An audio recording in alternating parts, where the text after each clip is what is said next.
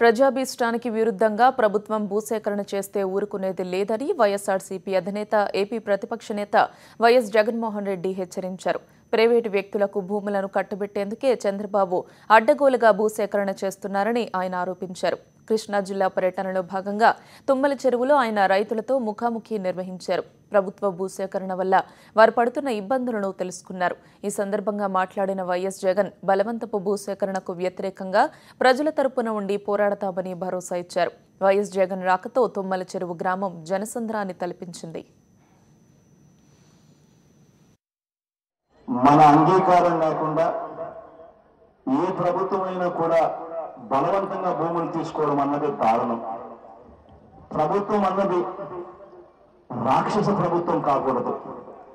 ప్రభుత్వం అన్నది ప్రజల దగ్గరికి వచ్చినప్పుడు ప్రజలకు ఇష్టం ఉంటేనే ఆ పని చేయాలి.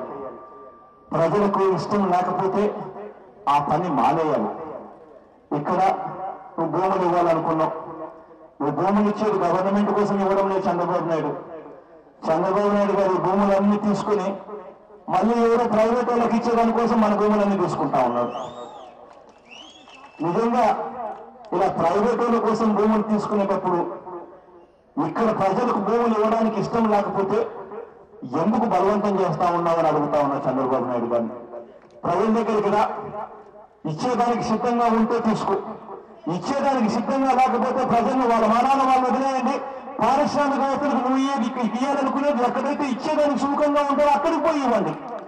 ఏ ఒక్కరు కూడా చేయలేదని మాత్రం కట్టుబడతాను. తీవ్రమైన ఒత్తిడి చంద్రబాబు నాయుడు గారి మీద గట్టిగా తీసుకొస్తాం. ఎంతగా చంద్రబాబు నాయుడు గారి మీద గట్టిగా ఒత్తిడి తీసుకొస్తామంటే చంద్రబాబు నాయుడు గారు భూములు బలవంతంగా తీసుకునే దానికి భయపడే విధంగా గట్టిగా ఒత్తిడి తీసుకొస్తాం. కోర్టులకు వెళ్దాం, కోర్టులలో కూడా కేసు పెడతాం.